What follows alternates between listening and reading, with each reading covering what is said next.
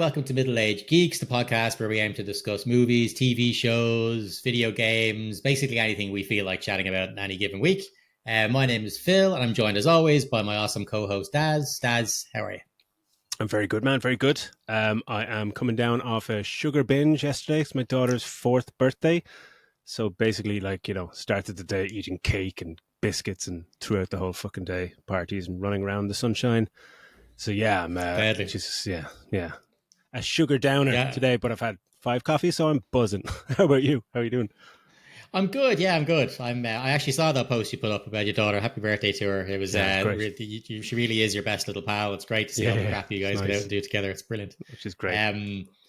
I suppose for anybody who's new, just before we get into what we do, the layout of the show is basically we'll start off with some news, so maybe about some trailers or other entertainment and geeky video game, TV kind of news. And then we have basically one main segment. Most weeks it's a movie review, but sometimes it could be something different. It could be talking about tech. It could be the anniversary of something. But for the most part, it's kind of a review. And we just review what's new. We don't always pick great movies. So this might be one of the weeks where there's a bad one, whereas some weeks you'll hear us gushing about something. I don't know. Incredible. Yeah, it might be. You're probably on the edge of your seat when you saw the name of what we're reviewing this week. But before we get into the main section, which I should say, our movie reviews are very spoiler heavy, so just be prepared for that. We'll give a chat at the start about what we think, like a brief kind of chat about it, but then we get into spoiler heavy stuff, so you are warned.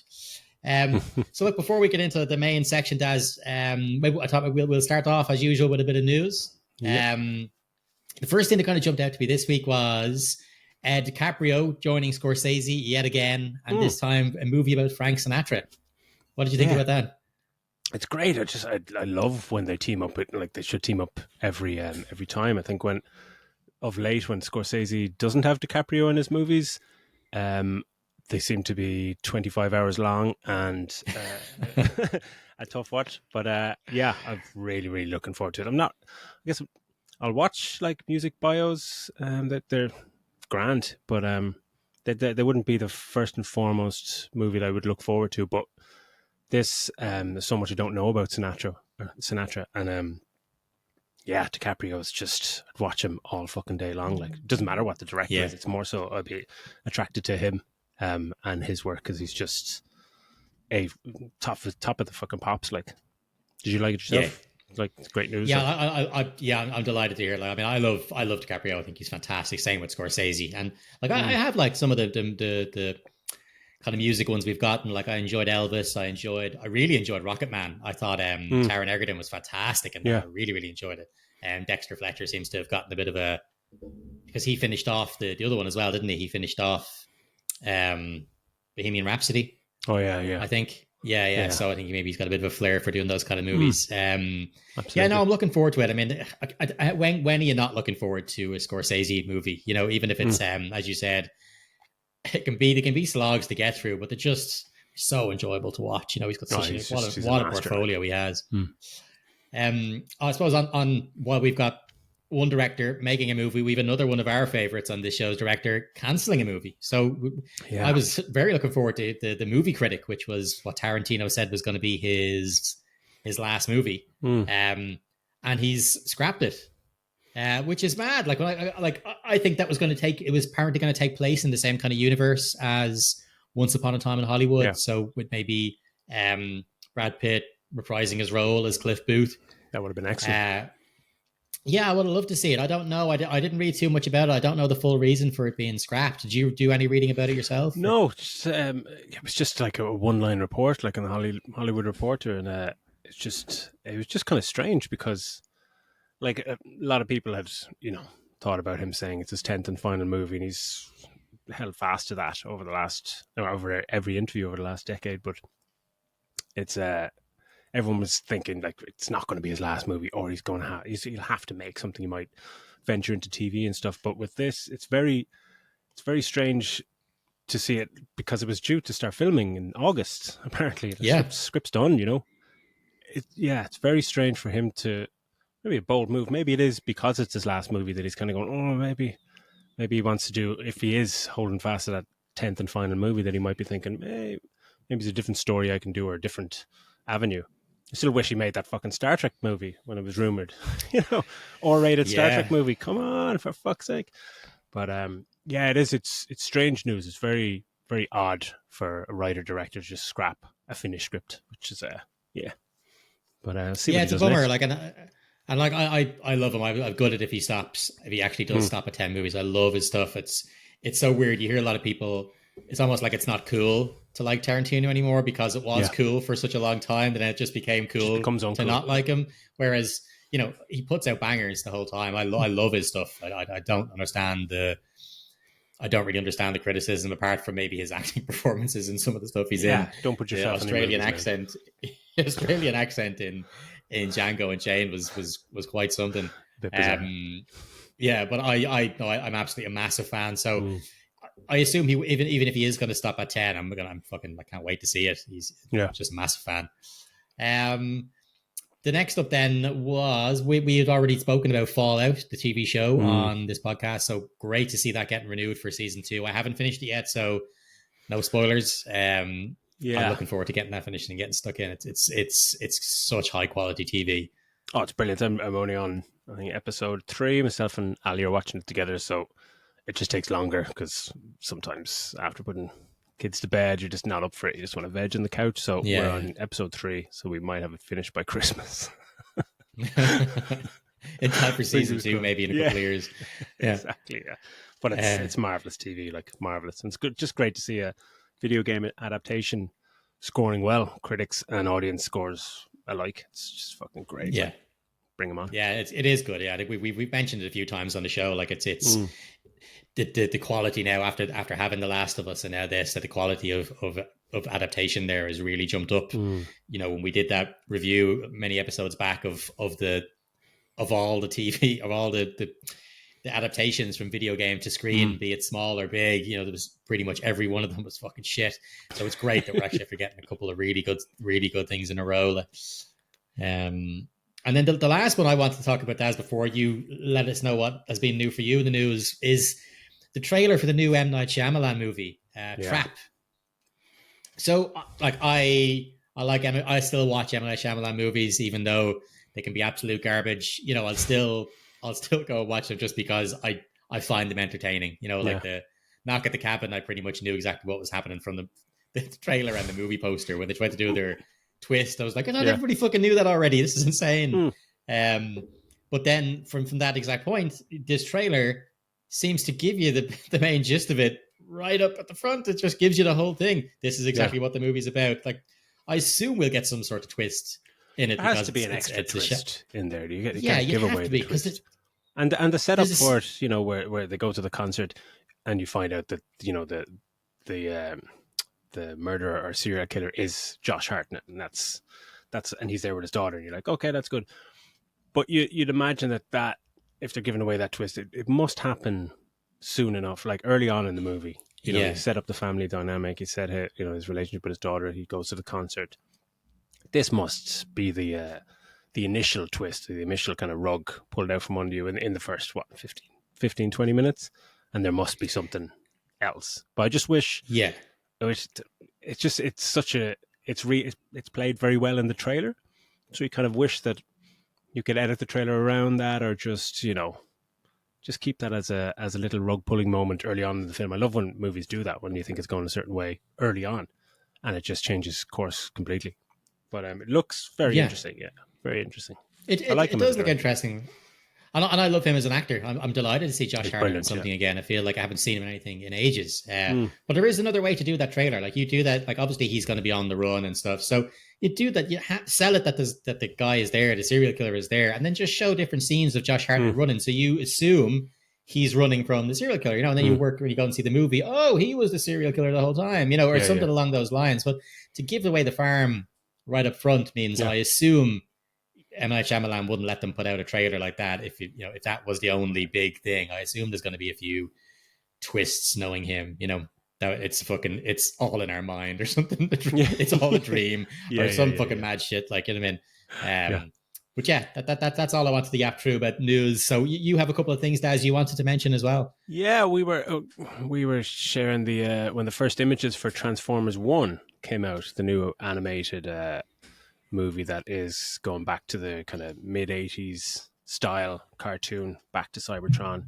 And you sent me the image before the trailer dropped, and it's got that pet hate with new Transformers movies where they're just showing too many mouths and too many expressions. And it's just like, I don't need to see like Optimus Prime smiling like a giddy little fucking child.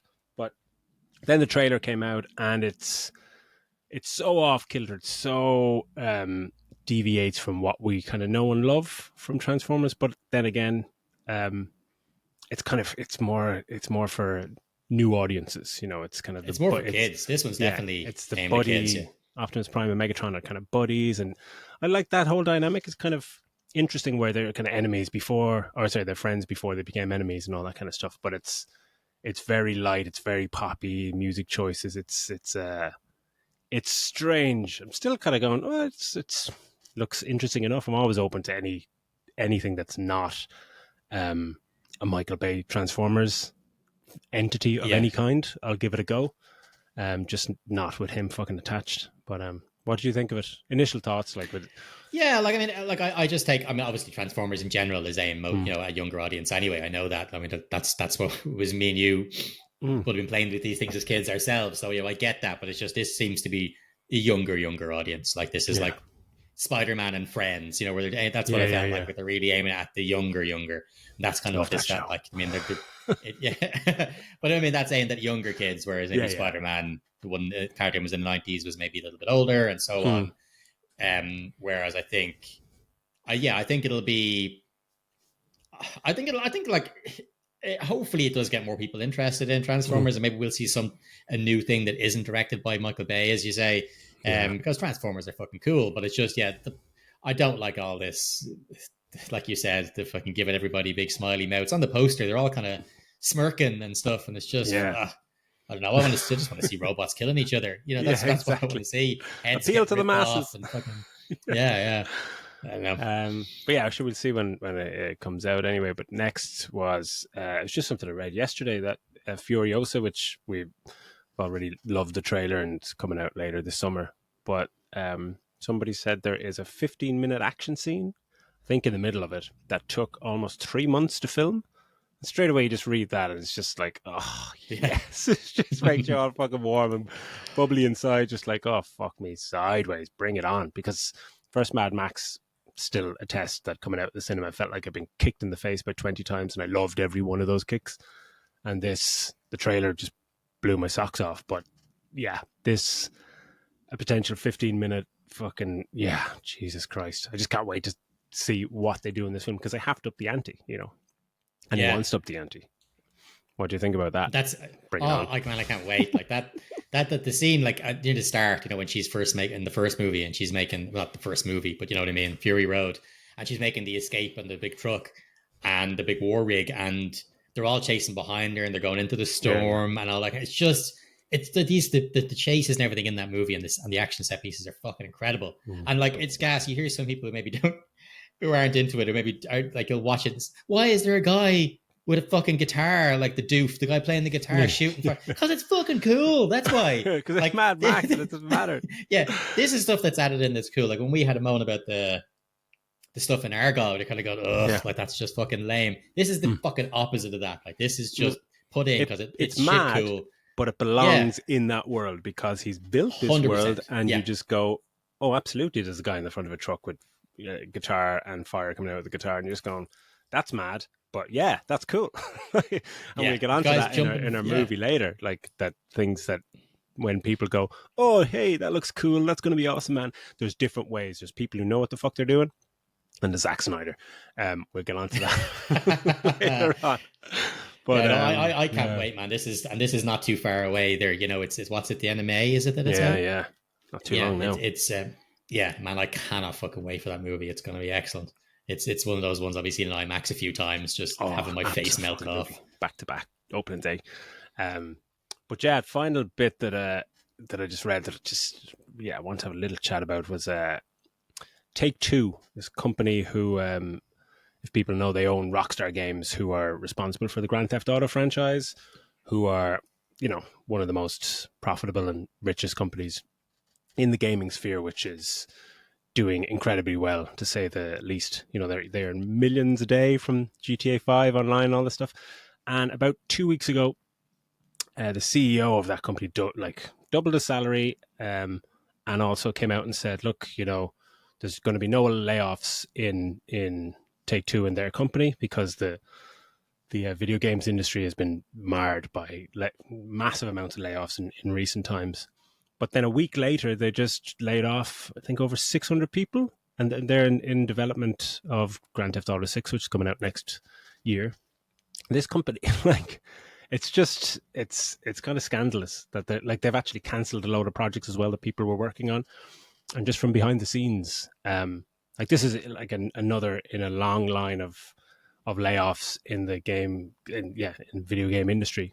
And a lot of people behind the scenes, and I guess in the know in like video game journalism, are kind of saying that like Microsoft, for example, laid off, you know, like 1,000 people maybe a few months ago after acquiring Activision for like 76 billion fucking quid or something, you know. And it's just like, what the fuck is happening? A lot of people are just losing their jobs in the most profitable entertainment industry, you know, on the fucking planet. So it's just, it just boils your fucking blood when you read this kind of shit.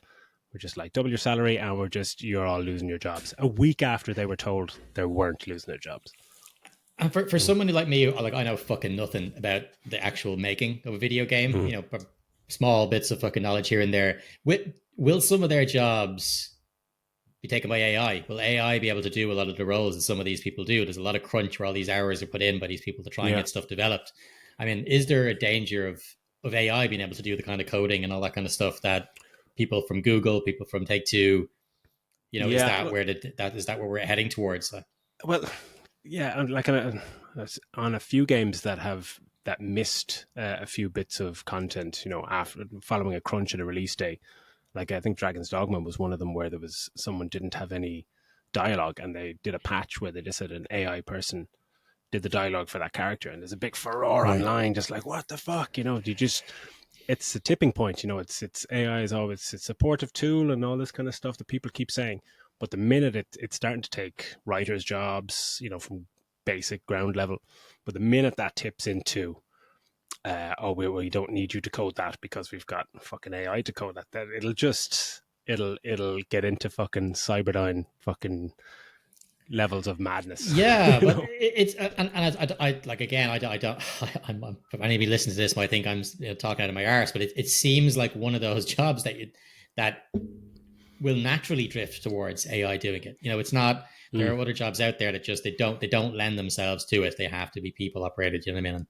Until we start building robots that can fucking walk out and collect your rubbish. You know, this kind of job seems like something that naturally would go towards that and take a job away from a human being, because there's so much money in coding, people getting jobs straight out of school, you know, like high school in America, to do these kind of jobs, that if a program can now do that, it's fucking terrifying, man. Like, it's exactly, because AI is essentially, you know, programming behind the scenes, and you've got humans who have jobs that's called programming. You've got to be fucking terrified. I mean, the IT industry is definitely on the cusp of some serious change, not for the better, like. But it was just one of those, like, we could wax lyrical for fucking eons about this kind of shit. But that just pissed me off severely, especially since they're all minted. But that's my news. Right, good man. Well, look at that stuff. What then have you been kind of watching and playing then for the last since our last episode? I haven't been playing too much. I picked up Jedi Survivor again because I want to try and finish it, because it's 140 fucking 7 gigabytes storage on the PS5. Jesus. Which is like, well, for God's sake, and I just want to get ready for new games. So trying to finish that, but it's like, you know, 30 minutes here, 30 minutes there. Been dipping into Cyberpunk as well, just, you know, bits and pieces. In terms of what I watched, Fallout on episode 3, progressing nice and slowly. Absolutely loving that. And Shogun as well. I'm on episode 6 of Shogun. That's rapidly becoming one of the best shows I think I've ever seen. It's just, there's so much in one episode of it that I can't actually leave it for. a week and just to digest and process. Just, you almost straight away just want to watch that episode again rather than watching the next one. Absolutely loving that. And of course, then, most of my time was, as probably was with you, most of my time was taken up trying to watch this fucking movie that we'll get into, which took multiple we'll get into it. But after trying to watch that movie, you kind of, it's very hard to sit down and watch something else because you're just mentally drained that you just want to go to bed. But how about you anyway? What have you been up to playing wise? Watching? I not much gaming either. Like I put down Final Fantasy for a few days and it just hasn't dragged me back in. There's nothing that's made me want to pick up the controller at the moment. So I haven't really played any games the past week. I did watch the whole season of Baby Reindeer on Netflix. Okay. I don't know what that is. It is fucking fantastic. Really? And absolutely fucked. Like it's so it's really dark comedy drama guy. So the guy who wrote it, who's fucking, I never didn't take his name down. I think his surname is Gad maybe. He's a comedian and basically it's based on a true story of his life or things that happen in his life. And he had done this, I think, as like a one-man show, and then it ended up getting picked up by Netflix and turned into a sitcom, for I think it's like 8 or 9 episodes long. But it's fucking mental. Like it's about this guy who's kind of a struggling comedian working in a bar, and one day this woman walks in and this act of kindness, he gives her a cup of tea on the house, and she ends up just becoming a stalker. Like she's in there every day, all this stuff, and it's just all this stuff that happens to him. It's fucking mental. Like the episode 4 is one that's so dark, so well written, and so honest. Like this, some of the stuff in this to share this with the world, because apparently a lot of it is bang on the money. It is very true. Wow, is wild for him to share this much of all this stuff that's happened to him. The one who plays the stalker I've never seen her in anything before, and she's fucking fantastic. It's worth it. As the episodes, I think, are only like 32, 33 minutes long or something like that.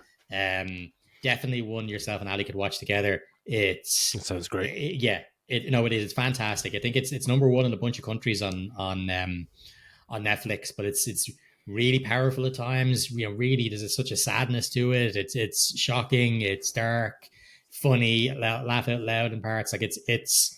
I think it's wonderful. It's one of the best kind of. Sounds great, man. Yeah, it's one of the best shows I've watched in a while. Really, really good. Wow.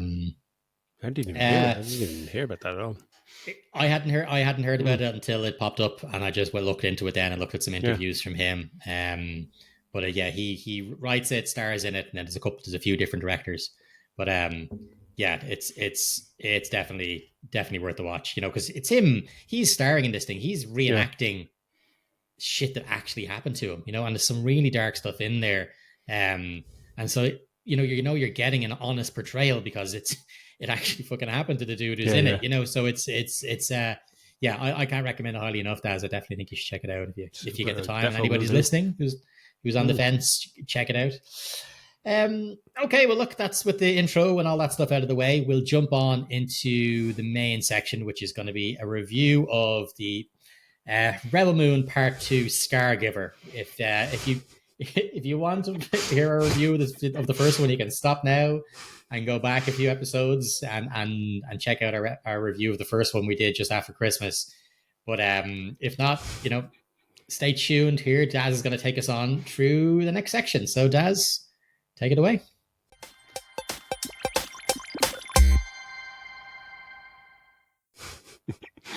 Thank you, Phil.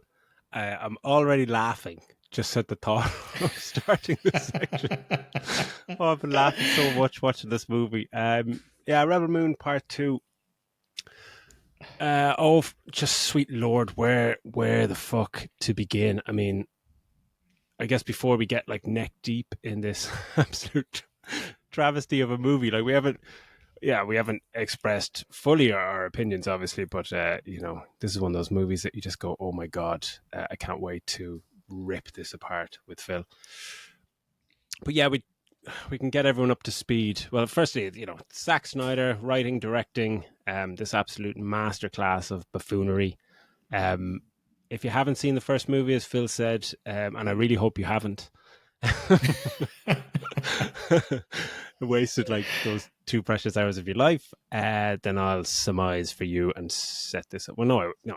I'll just get kind of straight into it. Like we begin with Cora and her merry band. Like they do a 90-second. They do a 90-second thing. Yeah. Yeah, I think Well, just like like I said, this is the spoiler-free part at the start. Yeah, you know, it's a second part of a duo of movies by Zack Snyder. It's in space. Like that's all the spoiler-free stuff you're getting because we're going to move on to it now. You know, don't bother watching it. It's in space. Just listen to us. Just listen to the review. Yeah. Okay, go on. Sorry. But yeah, we begin with Cora and her merry band of collected freedom fighters as they return to the planet Velt, which is the farming planet. Victorious after dealing a blow to the Empire, or to the not Empire, the Imperials. I don't even know what they're called, by killing their admiral, which was Ed Skrein at the end of the first movie. How did you find that start as? Because at the start, when it's Anthony Hopkins doing that voiceover at the start and basically giving you the kind of recap and stuff. Yeah, man, he names about fucking 20 different names of character names, and I'm like, who? They even got that wrong.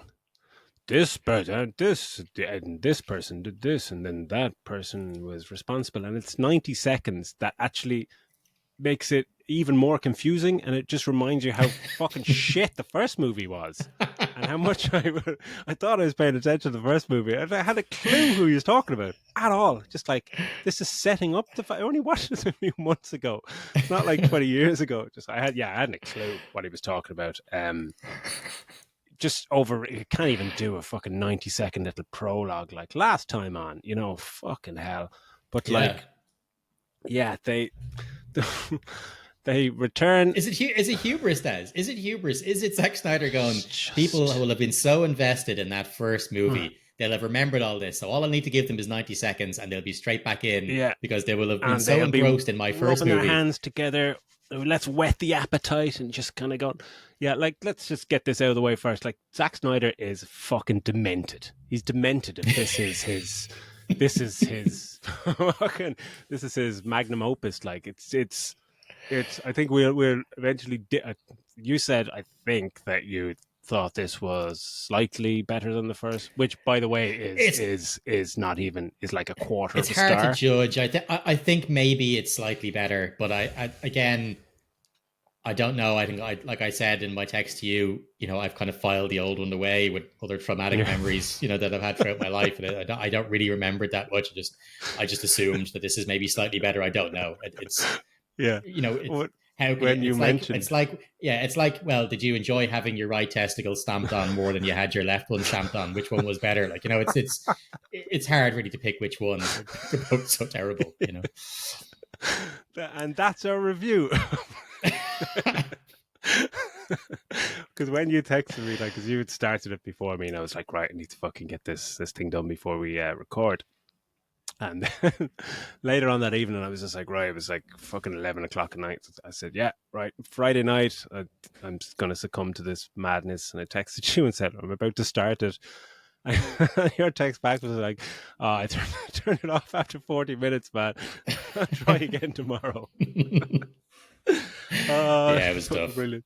And that first time, I lasted an hour. It took me 2 hours 45 minutes to watch the first hour, and I don't know why. Like, taking some notes and just lots of laughter, and I needed a break. If you go to the toilet and need a break from this, you actually just sit in another room. You don't want to go back and watch it. It's astonishing. So anyway, they return to Velt and they tell everyone, all the farmers in the village, that they're free now. Which, they aren't, and that the Imperials have to abide by that stupid fucking code from the protocol from the first movie, where after a loss, they cannot retaliate. They have to go back to the mothership or some shit like that. So they say, they're not coming back because they're going to go back to the mothership, of course, which they don't do. And that's your kind of setup for the absolute drivel that follows. And by the way, Ed Skrein is obviously, he's not fucking dead. The bad guy is alive. He emerges from a fucking chrysalis fucking chamber or something like that. And here is the first glimpse. Like that, by the way, this is 80 million or 166 million for both movies.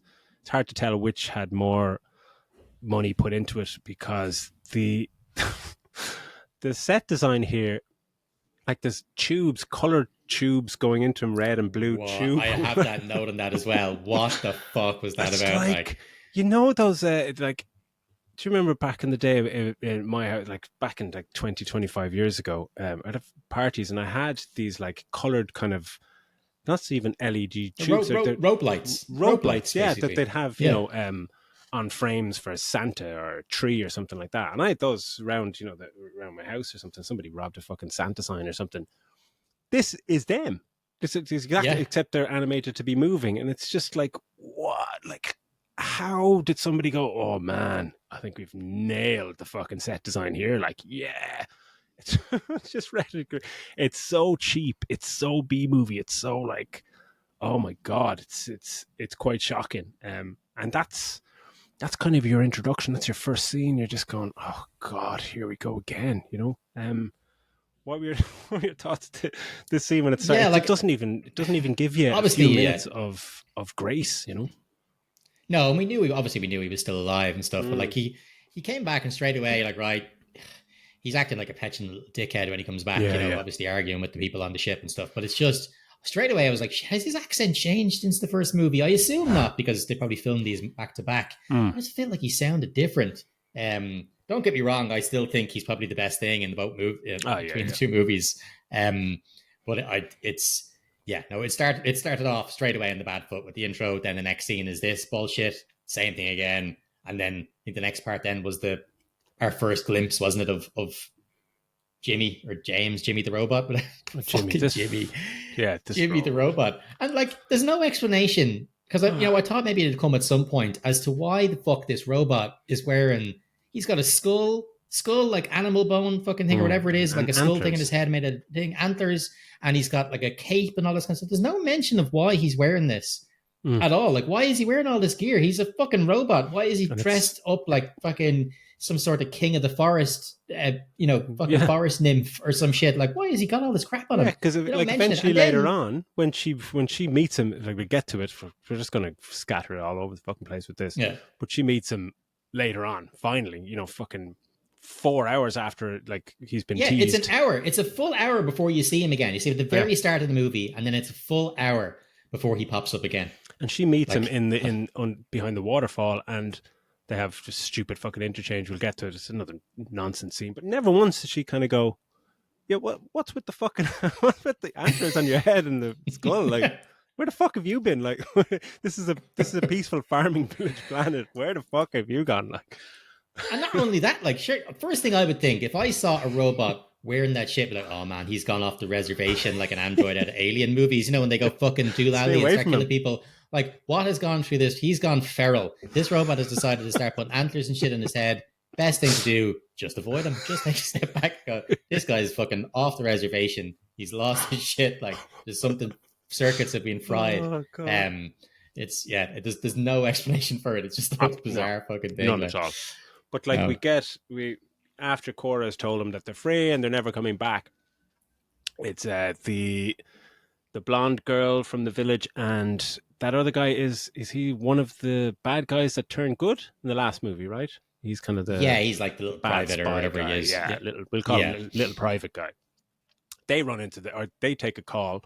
He takes a call from the Empire and they say, yeah, they'll be there in 5 days. So basically, straight away after Cora going, oh yeah, we're free and all this guy runs in and goes, no, we're not. They're going to be here in 5 fucking days. That's what, and like, it's just a script that just fucking does your fucking nut in, where it's just like even the little things where they're kind of going, oh, we're going to we're going to meet them in the longhouse, and it's just like, oh, he's trying to be all Shakespearean or Norse in his kind of script, and it's like that would be the translation of a foreign language. Like, it's their word for longhouse, and he goes, no, we call it the longhouse. Just like, is that the really longhouse up there? Fuck off! It's oh my god! And there's a moment where they kind of they show like as the gang come back to the planet, but then they show this one of their party that has, you know, a black kind of war paint in her eyes, and I actually was looking at it going, I have no fucking clue who you are. Like, I'm pretty sure she was a big part in the last movie, but I hadn't a fucking breeze who the hell she was. Yeah, and actually, I didn't mind her. I actually thought she was a little bit. Maybe it's because she had that Michael Stipe fucking Furiosa, shit on her eyes. That was gonna maybe it was a what do you call it, a transference thing, where I was like, oh, I'll automatically like her because I like those people. I don't know if that's what it was, but I was like, okay, I can kind of root for her. But like, yeah, this we'll get into the ridiculously shitty fucking character fucking exploration that they do. Nothing is furthered from the first movie, but there's the scene, right, Daz, before we get into what's all happened on the planet. I'm dying to talk to you about the scene where they talk about how Korra had killed the princess. We hear about it in the first one, and it's a flashback scene. I had to watch it about 3 times. I was laughing out loud at this scene. Like that was Carrie Elways, I think, playing the king. With very obvious fake beard on. And it's just, again, this guy they're in. It's the Belisarius. Is that his name? Belisarius is the main kind of big bad guy.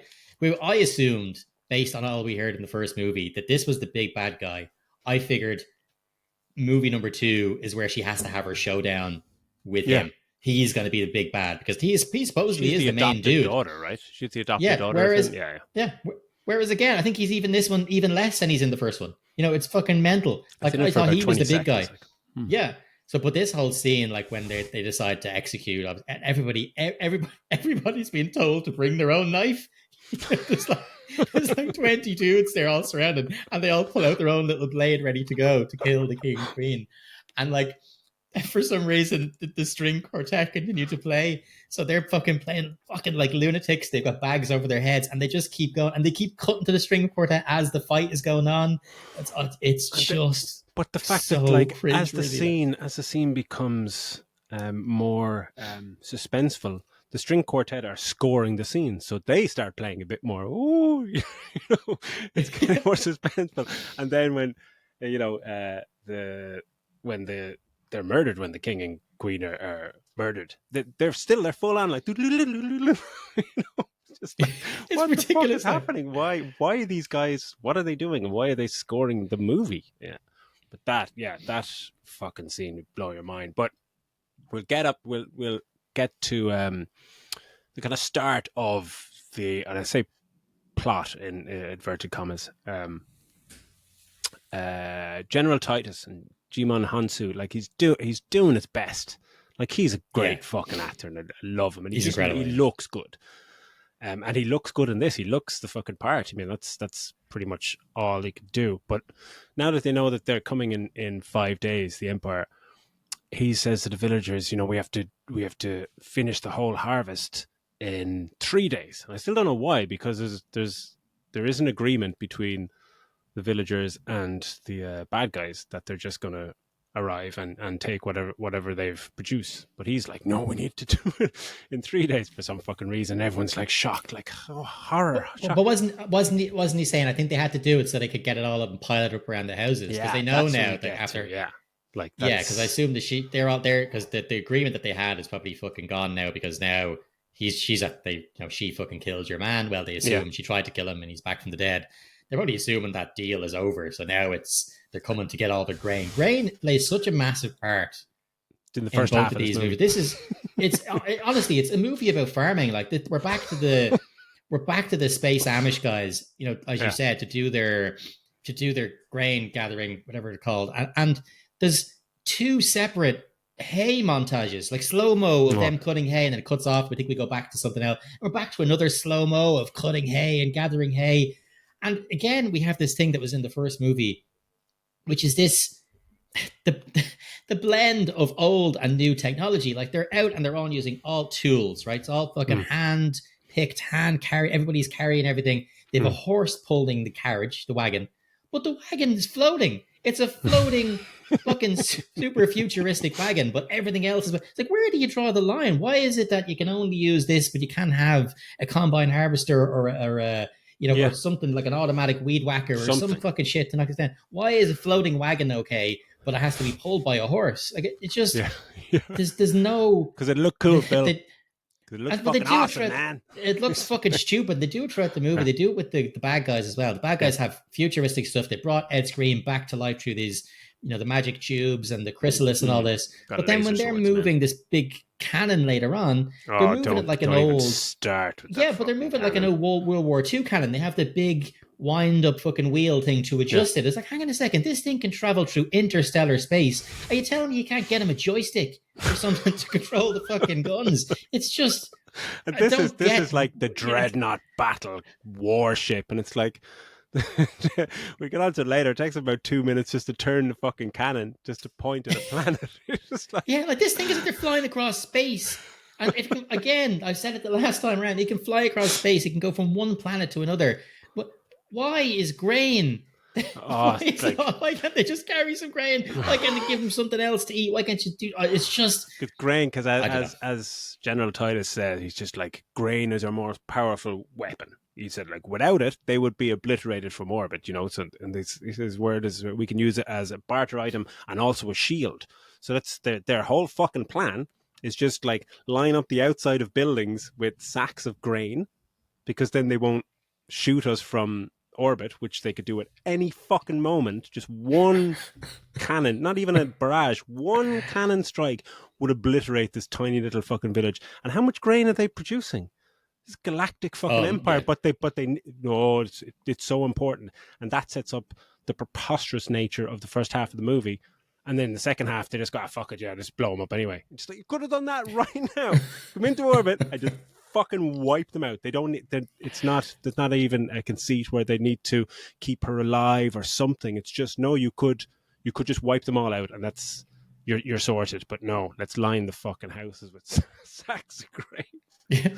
I was just like, oh, is that really your plan? Like, oh God, this masterful fucking General Titus. Oh, fucking hell. But, yeah, and then that's when we get the protecting the Queen thing. We've gone on about that. The quartet is just, you really, like, if anything, just, I'd love to timestamp when that fucking scene is with the Queen. Just even if just to watch the 5 minutes of that scene with the string quartet are just astonishing. And Cora shoots the princess, assassinates her. This is that flashback again, and light emanates from the princess when she dies at that moment. No one takes any notice of this weird kind of light emanating from her. Just what the fuck is that? Yeah. Just, and that's when Cora is branded a murderer and blah blah blah and kind of framed. But like when the flashback is over, Cora says she has a couple of zingers. Like there's so many fantastically just ridiculous quotes in this fucking movie. But Cora's like saying, I thought about letting them killing me after that and not fighting, but I thought about the little girl's last words to me, where she said, I forgive you, and it decided to become more than a weapon, something else. And you're going, oh wow, it's so deep, like fucking so deep. We're 20 minutes in and it's fucking excruciating. It's like 20 minutes, so it's like, are we halfway through the fucking movie? Like, mother of Christ. But yeah, the next morning anyway, they get to work. Villagers get to work. Some fucker comes into the sleeping quarters ringing a bell and says, get up, you lazy sods. And it's like, okay. And we cue another awful song as they get to work. And yeah, that's what next is. As you mentioned, it's a farming montage with like, and I counted, there's 12 fucking slow-mo shots of grain farming. Blowing in the wind, cutting grain, smiling people. Like, what the fuck? It's just like, what's happened to Zack? It's like Spartans fighting slow-mo, be damned. It's like, this is farming. That's all I thought. It's like, fuck me sideways. It's just baffling choices that they spend so long doing these things.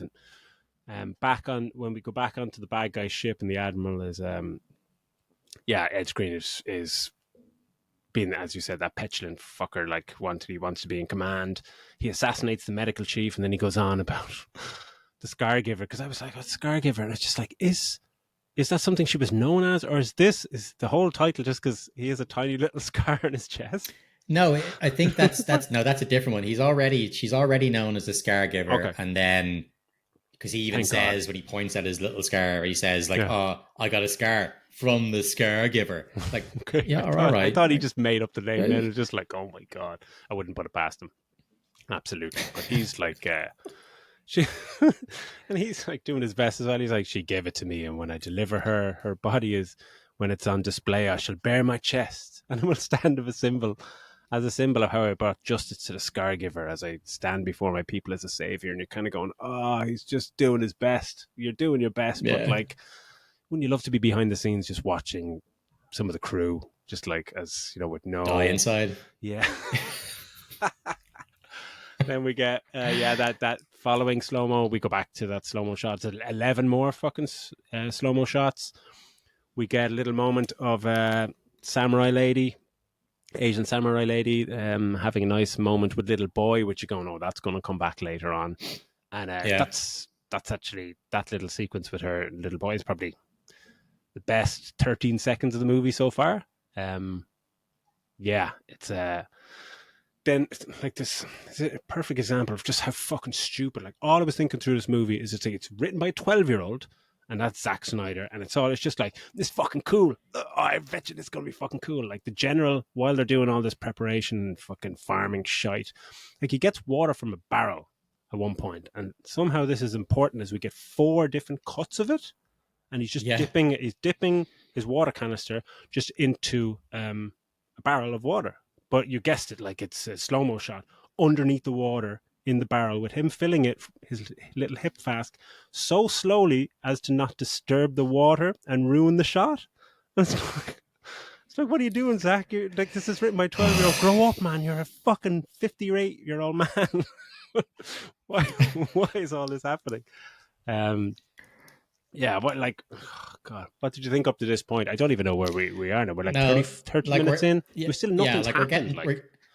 We're getting now, like, as you said, we're getting a bit of foreshadowing, you know, with him doing the flask and then with the kid and stuff, because it's this, the next scene is the exposition dumps. It's when they're all sitting around, and all this is where I hate this in movies. They all decide to do one by one their story, you know. So it's exposition dumps about each character, and each person gets a go. You know what I mean? So one person has their well, this how, and then the next person, well, it turns out that I was this. And for fuck's sake, like, it's just tell you about their lives. It's trying, it's just an exposition dump for each person to try and get you to buy in and care about them. And you didn't do enough character building in the first movie. We jumped from person to person and we should mad know world from mad world.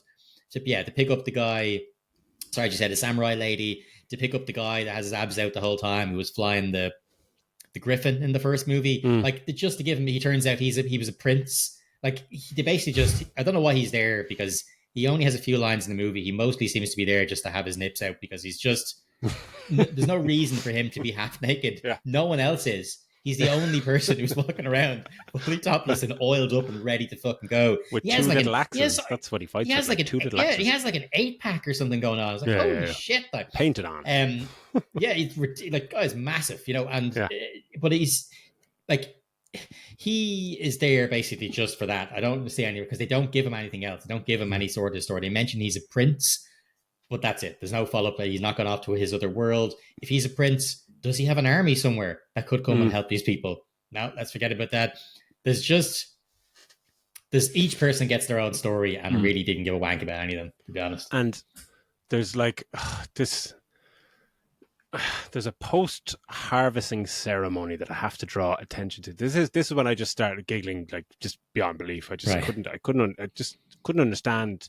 Like, it's bad movies and the thing, you know, you try and see, you can kind of see where people are going with stuff, but it's like, this is when I fully decided, like, Zack Snyder is completely and utterly demented. Like, they have, like, after the harvest, they have drinks and all this stuff, but then the blonde girl gives them embroidered kind of flag things that she made. They've been there for each person. They've been there for like 3 days.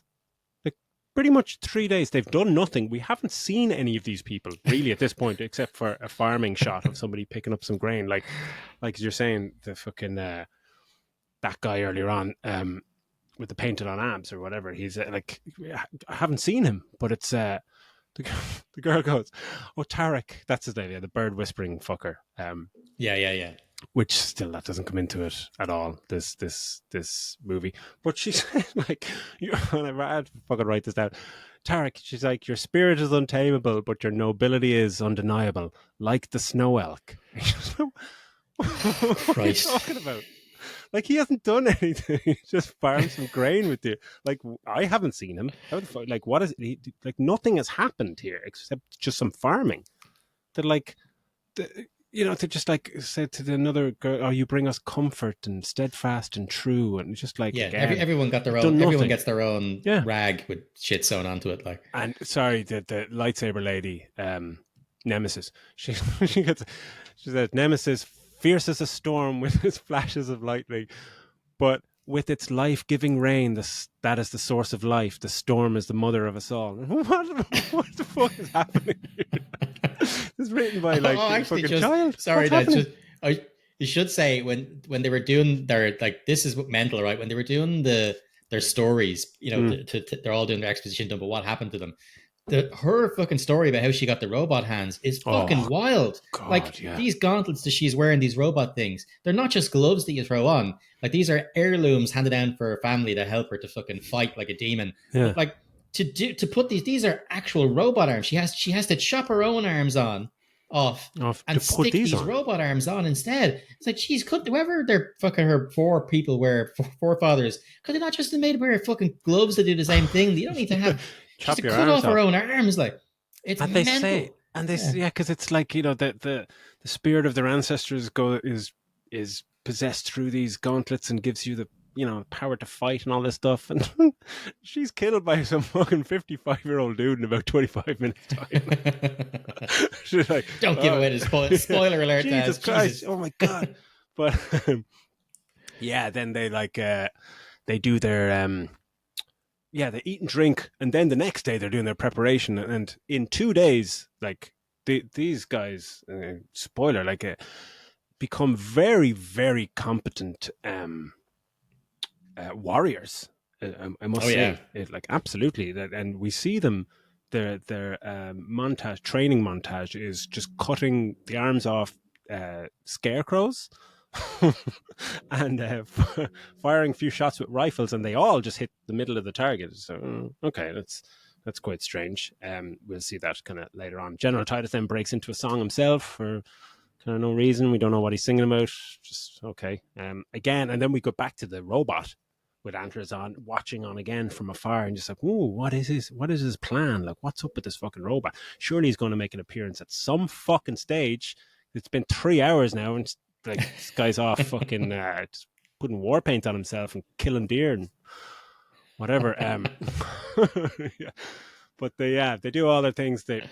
And they get a lot done in these 2 hours or these 2 days. Like, they obviously become master fucking warriors. They store all the grain in the buildings. They dig massive fucking trenches and underground stuff. And I'm no expert in military preparations, but there's a lot of work done here in about 2 days. And and then Cora apparently, I didn't know this, her ship is parked fucking miles away or something.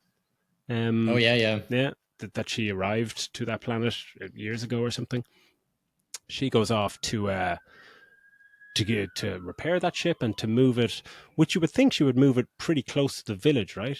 But she doesn't. She puts it behind a waterfall, I think, to hide it. Yeah. And it's fucking miles away. And that's, I didn't really understand that. But then we get some more backstory fucking shite that we've just gone on about, where they just tell us nonsense about them. And these bits, those backstory bits, were kind of, I think they were shot quite well in terms of, because that's what Zack Snyder, that's the best thing he can do. He picks a little kind of, like, treats something as a music video or like a 40-second short film or something, and he just goes, oh, cool shots with that have no relation to each other kind of narratively. They don't need to make sense. Yeah.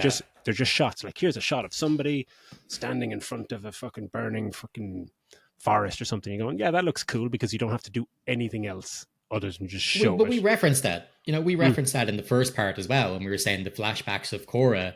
you know, out on the battlefield and stuff like that, and the fucking flags and everything, and the coloring and everything, and she's in uniform, and it looks fantastic because, as you said, it's just a flashback. And it's a small little self-contained scene, and he stylizes it to shit, you know, and it's all slow mo. Of course, it is, and it looks fucking cool. And that's when these people are getting their scenes, like you're one chopping off her arms, or all these, they're, you know, you're getting this fucking, as you said, a self-contained scene that he can make look really cool. Yeah. But that's fine when you're being removed from the main story. But when you're trying to fit these things into the main story, the other stuff, you know, that's where there's a huge problem. Like, it just doesn't make fucking sense. But after, like, I think General Titus's story was probably the best one, where, you know, it's the usually refused to order his troops into fucking battle or whatever, and it was, you know, thrown out of his battalion or whatever.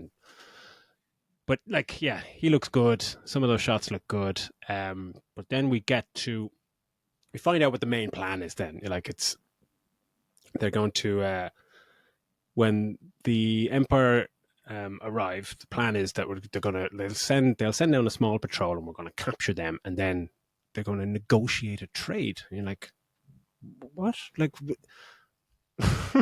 all the stories they just told about the Empire murdering and killing families and this and that, and General Titus, who again goes from being this amazing war kind of general strategist to being an absolute fucking clown. Just like, what the fuck? You think this is actually going to happen? You're going to negotiate a trade with these guys who are basically coming to fucking murder you? And that's when you kind of go, well, maybe this grain is really, really, really, it's obviously really important. How are they going to play this? And then the Empire come down, and what did you think about once they land? And it's like once they land, right? This once they land, they send down all the fucking tons of ships and soldiers, and those spider tank things were actually pretty cool. They look kind of cool. They send them all this shit down, but straight away, like, you have Cora has her face off with Ed Skrein, and you're like, right, well, he says, like you were saying, well, tell you what, we have to take the grain, but how about we take the grain, we leave everybody alone, we'll honor our original deal, everybody alone, but you have to come with us. You're the prize, you know. Then we'll let all these farmers live. And your man, her boyfriend, whatever his name is, I fucking forget his name from the first one. He was in Game of Thrones. Gunnar comes flying in, and fucking he's the one that puts the fucking mockers on it. He's like, no way, you can't give yourself up. He is the reason that everyone's alive. Die.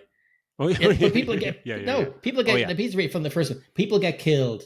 Mildred. This whole thing kicks off. She would have gone willingly and given her life, sacrificed it from these people. You know, the Amish people would have lived. End the story. All these people died because he didn't want to give up the ride, right? He said, no. And they end up going and having a big fucking huge ass fight because of it. And spoiler alert, he ends up getting fucking killed anyway. So dope. Like, it's insane. It's completely his fault that all these people got killed, and I'm glad he's dead, to be honest. But also, and from Cora's point of view, it's like, does she really actually believe that if she just goes, that Ed Skrein, this evil motherfucker, is not just going to murder the entire fucking village? Like, yeah, but I mean, I thought that too. But then, like, you see how capable she is. He knows, like, if she will go peacefully as long as he doesn't hurt anybody. But if he was to double cross her and try and kill her, then he has to deal with this fucking badass running around his ship, killed all his dudes. I wouldn't be surprised if he did honor it and just take her as the owner. You know what I mean? I don't think he really gave a shit about the farm people. But Gunnar takes the initiative and shoots a bell to signal the start of the battle, and we have guys jumping out of these underground trenches with a fucking bazooka and blows up one of the landing ships, and you're like, oh no, here we go. And it's like, there's just a thing, like, this is the next, like, this battle goes on for a fucking long time, but there's something about, and it happened in the end of the first movie, where the fucking geography of the scene, of the action scenes, is just so fucking poor. Like, throughout most of this, you don't know where anything is happening. Even when they cut to a wide shot of something, it's so, you don't really know what you're looking at or where the fuck anybody is. And Cora and Gunnar, like straight away when the skirmish happens, fucking leg it off on horseback to go over and get her ship again, which is pretty far away because they're gone for a lot of this time. And then we have Asian lightsaber lady who is like she took on a fucking Spider-Woman monster yoke, one of the coolest parts of the first movie, right? Yeah. She has a fight scene with like I think there's just 3 other guys. And now, there's a bunch of dudes there. I think the downfall, I think her downfall was she probably would have lived and killed more guys if she didn't insist on just solely fighting in slow motion. Like if she was to if she was to speed herself up a tiny bit, she might have killed more dudes. But every single shot when they cut to her fighting these guys was slow motion. There wasn't nothing. It was every single time they cut to her doing it, and it's because she has glowed up red blades. The bad guys, for some reason, have shown up with swords this time. Why? Doesn't explain it. They have laser swords as well. And so it's essentially, lightsabers. They show up and it's her having a sword fight with these other dudes. But every single part of it is her with fucking slow motion. It's fucking mind-numbing. Like. And there's so many points during this fight where people just seem to be just hiding or standing around just waiting for their moment to do something. Like when Asian lady gets killed by, again, like a 55-year-old guy with the fucking sword. And you're going, this, like, you just think she's going to go out in an absolute fucking balls to the wall, glory fucking shot. She gets bested by this fucking old dude. Kills her. And then we get to the wide shot. And it's just there's so many people, all these villagers just standing around. There's the spy guy and the blonde girl who fucking also had weapons, just standing and watching this happen, and just like, where's all the fucking weapons that we saw everyone training and stuff, and like, what the fuck is going on? It's just convenient, very, very convenient. Yeah, like it's like they don't even explain away. Like they talk about where they got the weapons from. Even they're saying, they were left behind because in the first movie, when they arrived down to kind of monitor the production of the grain so they can take it up to the ship. Like, why the fuck have they got bazookas? If you're going down to monitor these space Amish people while they gather grain, why did you bring bazookas with you? What did you think was going to fucking happen? Like, so they've left a bunch of the bazookas behind, obviously, when they legged it. But like, why did you have bazookas there in the fucking first place? It's mental. And then, like you said, they're all hiding away. No one jumps in to help the main kind of cast as they take people down until this little kid. Moment. Yeah, right. The little kid who we had seen earlier on interacting with the samurai lady, Nemesis. The little kid comes out and stabs the gigantic dude. The gigantic dude then picks up the kid, and that's when she gets her kind of last blow in by stabbing him in the neck. And it's a nice little moment then with her, the kid, like she said, it's before she croaks. Yeah, it's okay, and she's a tear, and that's just a lovely little moment. It's just what precedes it. That's just fucking nonsense. Like throughout this battle, go. But did you think? Sorry, Daz. Did you think though throughout this battle, Jesus Christ, give us the fucking R rating? Like the shooting was all little red explosions, like they're being shot with fucking like it's laser tag. There's so many of those kind of fights, even with the swords and the people being killed. It's all just slashes across the front. Yeah, even her being killed. Like she gets fucking stabbed straight through the fucking stomach, and it's just the way they cut it. It's like Obi-Wan being stabbed. You don't get to see anything.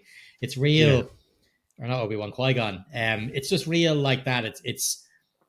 There's so much killing in this. There's so many dudes being shot. There's villagers being killed. There's all that kind of stuff, but all of it like is just PG-13. Like he Ed Screen, when he slits that guy's throat. The guy who I can't remember his name, but he runs up and he jumps in the ship after him. He, stabs him and he turns around and he does a slit the throat, but you don't get to see him slit the throat. The knife is down off screen and you kind of see the action of him slitting the throat, and he pushes him out of the ship. But like when he rolls out, there's no blood on him. There's no cut on his neck. There's no cut anywhere. It's just, and it's a hindrance to what Zack Snyder is obviously trying to do. Like we said that in the first movie where we see somebody put a gun up to someone's face, and it cuts away, and you hear the gunshot. Then the next scene, you just see somebody fall down, and their head's still on them, and there's no fucking blood. Or when we've seen these weapons just blow entire fucking holes in people's chests, and it's just a bit he's going to come back. We know Zack Snyder is like he releases these fucking shit movies, and he's always saying it's just, there's a reason. It was two edits away from being a masterpiece, or if I could just only have blood in it or whatever. And it's just like, fucking broken record kind of shit. But like through this battle, we've Tarek, the kind of fucking flying horse whisperer guy, just running around, of course, with his just two little battle axes, just like this most stupid and impractical thing known to man, because Zack Snyder think, it's going to look cool, man. That's going to look awesome. Again, written by a fucking 12-year-old, because he doesn't have anything to back it up. It's not like he's not super fast or have any kind of Jedi, something to offset the fact that he's running into. And when you see the kind of landscapes and the geography of the thing where you don't know anything that's happening, but it's just red laser, tracer fire is flying everywhere, and he's just running across the battlefield with two, and they're like tiny little fucking axes.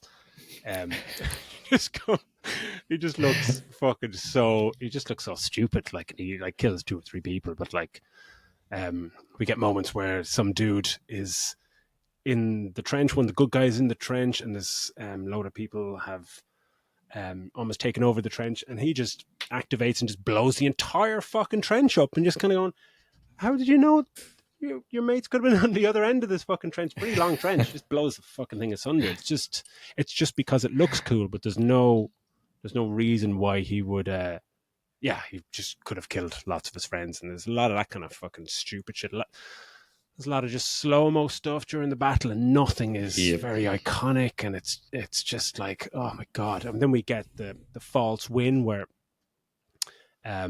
the gang think they've won, and they go, and they celebrate.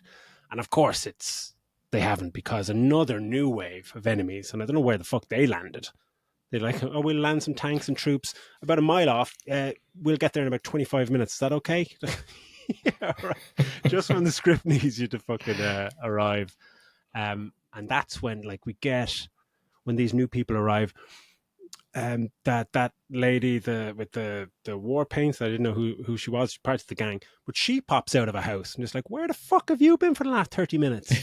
Everyone's dying, but she's like, no, because a tank's coming over to my house. So now I pop out, and she jumps out a window into some water, and about 5 seconds later, she is beside a tank and picks up a bazooka that was dropped at the start of the skirmish. And, it's like foreshadowing. But that was like way down at the front of the village. So how the fuck did she get there? How did she get back there when she was in her house? Again, it's the geography. It's the geography you said.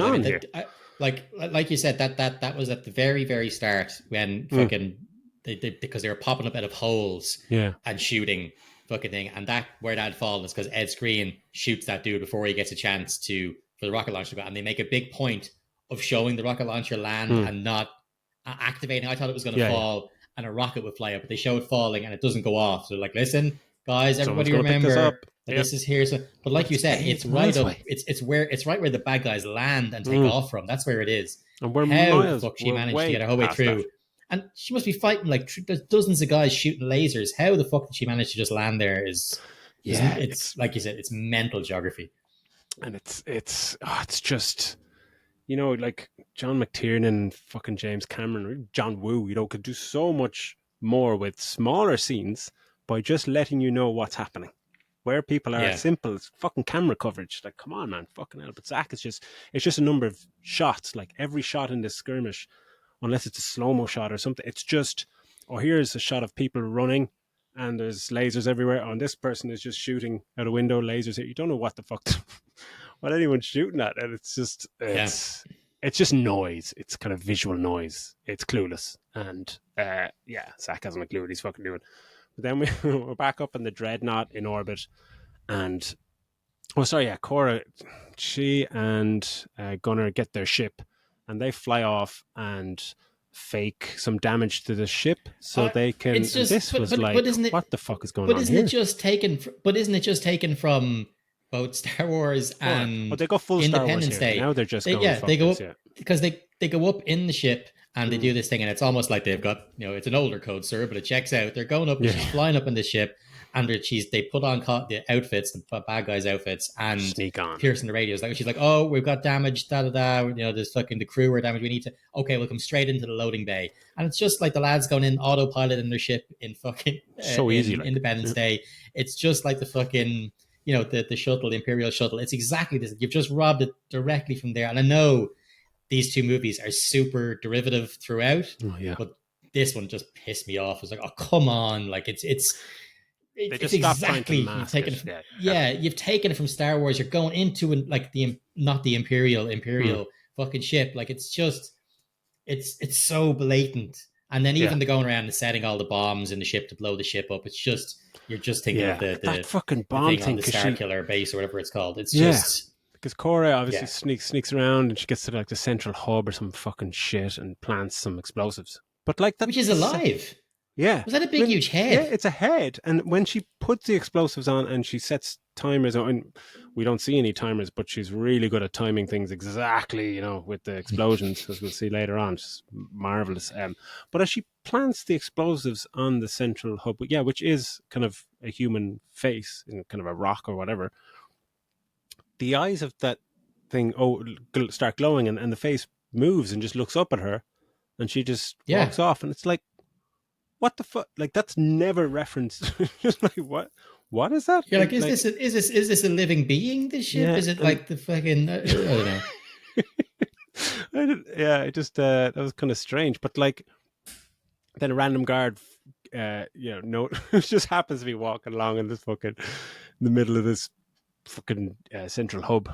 Sees her, she executes him, and then she, for no reason other than to have a slow motion jumping midair pistol shot firing, she just jumps down below into where it's just like the engine room guys who are just fueling the ship or whatever with coal or whatever, you know, it's a furnace kind of place. She just jumps down there and just murders all these guys just doing their job. I'm just kind of a minor on the ship, and she just murders all of them. And again, I'm gonna have to go back to what I said earlier on again. This technology stuff, you just said it. It's a fucking load. There's big piles of coal down here. They're filled like it's like for a fucking steam engine locomotive thing. They've got these massive, and there's dudes down there doing that. This ship flies in space, like it's fucking flying from planet to planet across like fucking interstellar travel. Why is the engine run on coal? Like, why is the engine run on coal? Fucking grain and coal, like it's just I just don't. I know I get it. Something they do when shows make these choices to have a mixture of, you know, old style and new, and when it's done blended together well, it can be fantastic. You think of, say, Firefly, it has that feeling of a Western, you know, mixed in with sci-fi, but it's the right amount. It's got the balance perfect. It has to make sense. It's too far. Yeah, it's too far. You've got this fucking massive ship, this huge Imperial army that's gone across, that can go travel across the galaxy in this big ship. They shouldn't be hung up on grain, and they shouldn't have a big fucking, their engine shouldn't run on a bunch of lads shoveling coal into a fucking furnace. Like it's just bizarre choices, man. Bizarre. And then so like the bad guy realizes that Cora's infiltrated the ship at this moment, and he says, fuck this, just open fire on the village. And the guy, but sir, the grain. Best line in the movie. I was thinking the whole movie, though. But hey, again, what about the grain? Lifted from Endgame. Just took it from Endgame. But sire, our troops, it's just taken from Endgame. They're just big, huge ships shooting cannons down at the fucking thing. And then Big Bad goes, but there's no need for the grain now. The Scargiver has come to us. And just like, now you don't need the grain. Harper back to the fucking start. You could have obliterated everybody from fucking orbit, but she's come to us. Whatever. It's just what else? Like, I kept thinking through this. The eye rolling was just astonishing. Like my daughter, who's 4, has more fucking logic, storytelling talent than Zack Snyder's script. It's like it's absolutely fucking baffling. And this is where we get to that, and you're kind of going, okay, here we go. Let's ramp up the tension, and this is when they have to do the cannons, wheeling the little knobs. I think it's 4 different shots they cut back to, the cannon is still turning. It turns and then it stops. Oh yeah, it pans and then it stops. And then like he gets Cuba another Gooding knob Jr. and it starts tilting down. Cuba Gooding Jr. moved his cannon fucking thing faster in fucking Pearl Harbor. And it was the same fucking thing. You know, and like it's exactly the same thing here. Why? Like, and on the screen, why is he not moving it quicker? Yeah, and on the screen when he's looking at where they are down the planet. So there you are. It's fucking miles up there in the air, and it's aimed right down where they are on the ground. He's got a computer screen, and everything to read out is all computerized, and he can see them zoomed in and where people are. Yeah, and he can. So why the fuck are you using the big wheel fucking thing to line up where you want to shoot it? Just tell the computer, here, I'll shoot there. I'm going to press on the screen. Like, just, I don't know. Yeah. But yeah, back on the planet, we continue the fucking absolute awful shootout with Tarek running into fucking oncoming shite. And it's just so derivative. It's so just like, it just played out so long. And I can't remember thinking at this point that what's actually happened in this movie? Like they've come back, the bad guys arrived, bad guys come down, and now they're having a battle, and it's an hour and 30 minutes into this, and it just feels like nothing's happening, and it's going on too fucking long. And then we get when Cora and Big Bad start their face off. This is before we'll get to Jimmy, but like they start their face off battle, and this is again where it just goes like it just doesn't try to mask anything. It just goes full fucking Star Wars. Now it's just fucking laser swords. It's a laser swords battle. Yeah. As a mad Star Wars fan, did you get dizzy from the eye rolling, or were you okay? It's ridiculous. I mean, it started for me when the Asian lady, like she obviously has her sword, so they had to give the other guys swords. It was like you know, they've already. So I was just expecting it. I was just like, just kill him, just fucking kill him. We all know you're going to kill him. Just kill him and get it over with. Like, it's just. It was painful. Painful. But yeah, like we then cut back to the planet, and this is like a perfect example of just more Zack Snyder thinking something will be awesome, where Jimmy the robot finally makes an appearance at the moment when surely just Jimmy, it's just fucking insane. Like, it's just insane. Come Jimmy. on. Give him a fucking code name or something like fucking, it's G0X9 or give him something. We call him G0 for short. Or that's fucking cool, actually. Give him something like that where he has a code name and you call him something like C3PO is 3PO for short. You know, 3PO, all in one word. So, R2D2, call him R2. Something. Give him some sort of code name. Like, I get it that Jimmy is short for something, like it's an acronym or something for it, but it just. At one point, they call him James later on. So it's an acronym because you're calling him James. I think his name is James, but they call him Jimmy. Like, really, I thought Jimmy was like an acronym for something. That's why they were calling that. You know, that it was like say JMI, like something, and they just called it Jimmy. Actually just Jimmy because his name is okay. James. Well, then it's even more. Then it's even more insane. Like, of all the names to give this fucking robot, like. Fucking Jimmy, it's just mad. But he arrives. It's like from Futurama. It's fucking exactly. But he arrives, of course, when the battle it's the last possible moment he could actually intervene without having the massacre of all these people on his conscience. Just like, oh well, might as well jump in here now. And like, this is the robot that's been featured very, very heavily, and very prominent in all the marketing material and the trailers for both movies. So in the first movie, like the voiceovers. And the voiceovers, it starts. So even in the first movie, you're kind of going, "Oh, he's going to be saved for the second movie." And this is, I don't know, it's like fucking 20 minutes to go or something. That's when he just finally arrives, and he drops down in the middle of the battlefield. And I'm pretty sure he kills about 14 people and then just jumps inside a tank and just leaves a grenade in the tank and jumps out of the tank and just lands. And this fucking slow motion. Yeah, we should say, I'm not sure if it's him or if it's... No, it's not him. Just on the grenades. There's one part where the soldier, he throws that kind of big-ass lump of bombs together into the back of the ship, and the bad guy pilot turns around and goes, "Oh, damn." And then he blows up. It's like, oh damn, that's your fucking. I think you're about to die. He just looks around and goes. He looks around and it's almost eye rolling, like, oh damn, God, shoot. No. It was just like that. Back to the R rating, I guess. You know, that he would go fuck. Yeah, It's just Yeah, dag go on, nabbit. But yeah, it blows up the tank and he flies out and then he lands in a slow-mo shot. And the shot just kind of tracks around him. And it's like, Jimmy then looks at like the rest of the gang and gives him a little nod as in like, you're welcome. It's like, where the fuck have you been for the last 2 movies? We're dying here. Like, people are fucking dying. Like, brave villagers are like, just been slaughtered. And you fucking don't give me a nod, Jimmy, you fucking prick. Like, Jesus Christ. It's just, again, it looks cool. Narratively, makes no fucking sense whatsoever. This robot's a fucking asshole. Yeah, but like, we get to back on the fucking ship. Cora and It's Green continue their battle.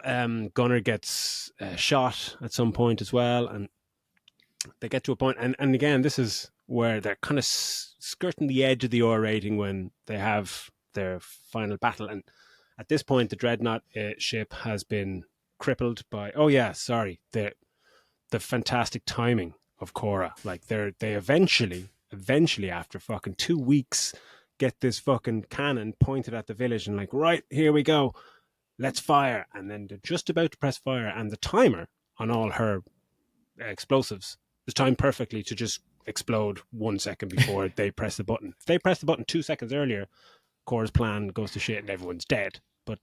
But hey, it looked cool. I'm going to do that 1 second trick. Yeah, Zack, that's fucking brilliant. It's absolute fucking, it's 12-year-old wrote this. It's astonishing. 58-year-old man.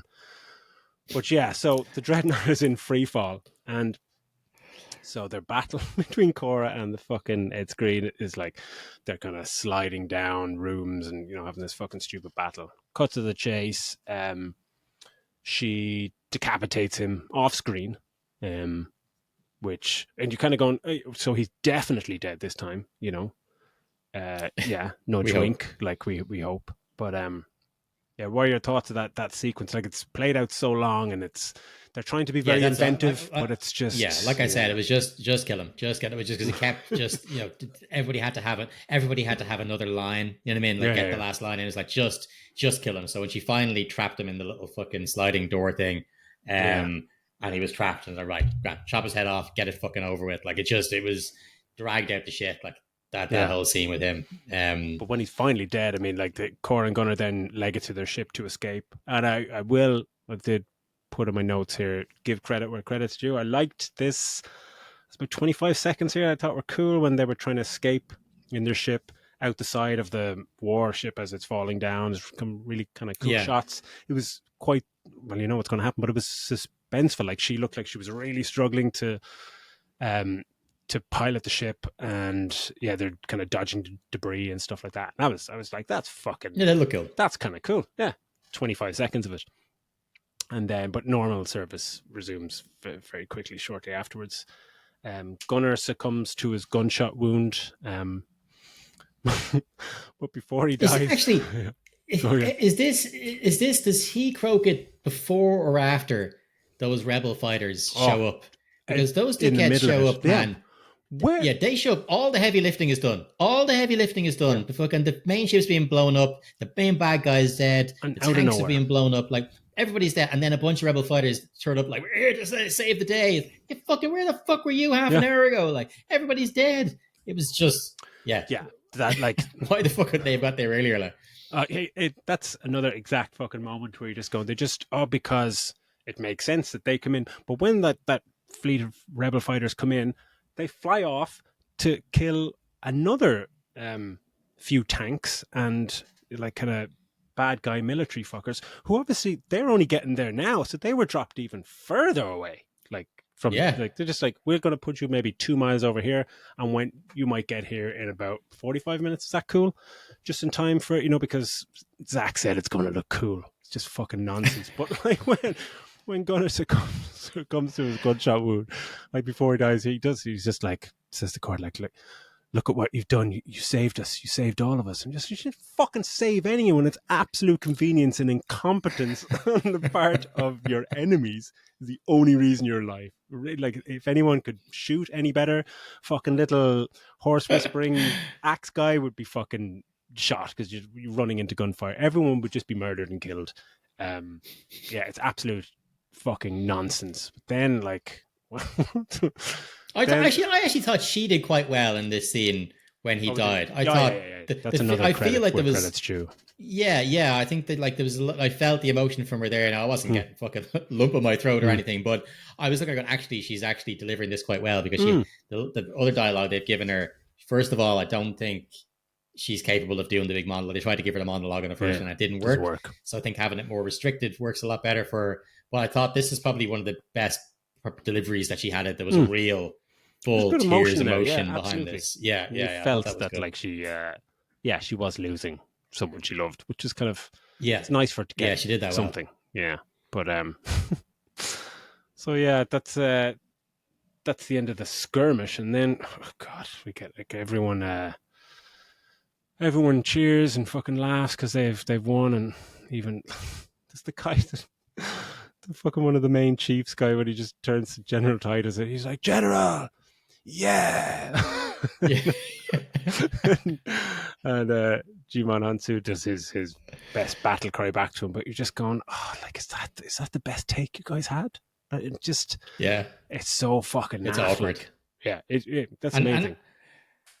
But I like it's gas because I think at this point this is at the end of that battle. I was like, right, okay, well, presumably they're going to go on now and kill Balisaris. So I was like, looked at the time and I was like, shit, man, there's 13 minutes left, and that includes 10 minutes of credits. I was like, fuck, they're not going to do it. They're not going to. Am I going to have to watch a fucking third movie? Well, luckily these are both so terrible that a third one won't get made. No, but it's set up as if it's a trilogy. Like this, as you said, you touched on earlier on, Daz.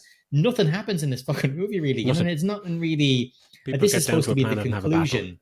Yeah, this is supposed to be the conclusion from the first one, and maybe you can leave it slightly open in case someone decides to pick it up or in case you get. But he has left this as if both of these movies are setups for his big third movie, and there's never any third movie mentioned. So it doesn't make any sense. This is not a conclusion in any way because the big bad guy Balisaris is still alive. All you've done is blow up one ship with Ed Screen on it. That's it. But there's apparently bunches of ships out there. There's a whole army. There's the Imperium that's still out there. That's what Titus says to her, like when they're remembering the dead and burning the dead, and they're just like, "Oh, we salute to all the people who came to fight and die for them." And just like, I didn't really know who they were talking about because most of the people that died were villagers. So I don't know. So who fought and died for you? I don't know. I suppose some of this fighter pilots got shot down. A couple of them, I saw one of them crash down and blow up. I don't know. That's who he's talking about. But it's only about 7 or 8 people. Anyway. They did really well for farmers, like. Oh man, they did astonishing well for farmers that that were just trained by chopping off the arms of scarecrows. I mean, they basically repelled like they were outgunned, they were outmanned. They had better technology on the enemy side. There's massive tanks, a fucking warship with a really slow cannon, but a warship. Loads of fucking drop ships, and it's just this farming village. That just goes to show if you're really good at farming, then you can turn your hand to anything. But there's that final thing where, as they're having they're talking about honor and all this kind of stuff, and Cora's like, "Oh, you don't mention me when you talk about honor and blah blah blah," and she tries to just tell them, which we know, that she killed the princess, and Titus goes, No, you did not assassinate the princess. She is still alive, and you have a purpose now to find her and save her. Like, what? Like, what are you fucking honestly setting up? Jimmy's like another. And Jimmy's movie? like, I'm into. Yeah, Jimmy's like, I'm into. That's my cunt. Like, where the fuck have you been these last 2 movies? Oh my god! It's just like, fuck off, fuck the princess, fuck you, Zack. It's just. Yeah, it's demented. I think it's just utter bollocks. I think it's worse than the first movie. At least the first movie for me kind of darted around a bit, and you were kind of, gathering the fucking team, and it's just different locations. It felt like there was something happening. It takes place on a ship and in a farming village. Yeah, like maybe it's the big battle. I think maybe is that I enjoyed all the ship blowing up. That sold a little bit more. But as I said, these are both bad movies. It's not me saying that this one makes the first one, look like shit. These are both terrible movies. It's just I felt this was slightly better. But maybe if I had to watch them back to back, I would think differently. But it's they're both bad. They're both bad movies. This one got, I think it's on 15% or something on Rotten Tomatoes, and the first one got 21. So it's a colossal failure.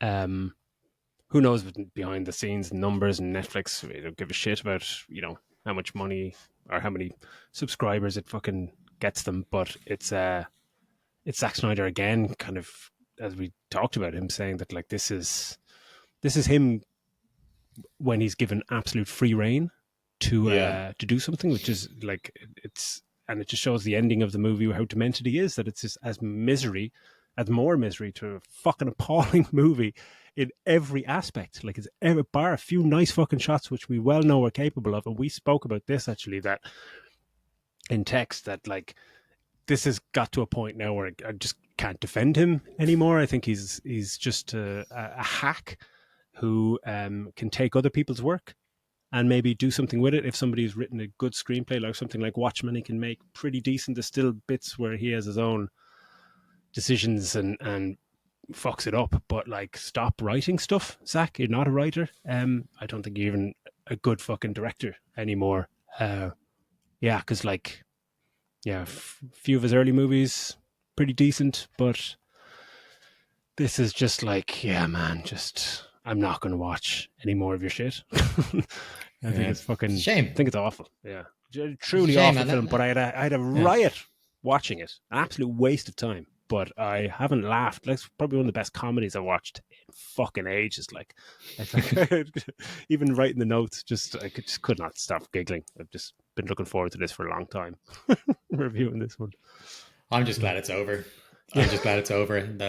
I was dreading watching it because I knew it was going to be shit. I had to watch it in multiple parts. Yeah, it is painful. It took away time that I could have been doing something else, like fucking staring at a wall, like anything. It was a bad movie, and I'm glad it can't hurt me ever again. I'm never gonna watch it ever again. I'm just gonna push it deep down inside and never think about it again.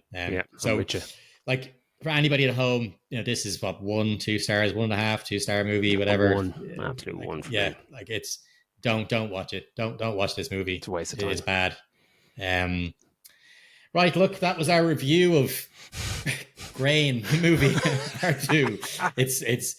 Don't watch it. Look, with that then we'll just to wrap up then, I suppose, as always, keep doing the like and subscribe and sharing, commenting, all that stuff. It's great for us. If you have anything you'd like to hear us talk about or comment on any news that you've seen you wouldn't like to hear our opinion on, please send it on. I suppose next week we're hoping to do Boy Kills World as our review. Wait and see if we get to see it. But that looks like a fun one to do. But Daz, have you anything to say before we finish up? No, just really enjoyed that, and glad that I'm just happy that I don't have to talk about this movie anymore, which is really great. But thanks to everyone, man. You did well, man, for fucking keeping track of all that nonsense and talking us through it, because I don't think I would have been able to do it as coherently. My notes were a fucking jumbled mess of just, so well done. All right, cool. Well then, look, with that's our episode finished, and we will speak to you all on the next one. Make it easy. See you later.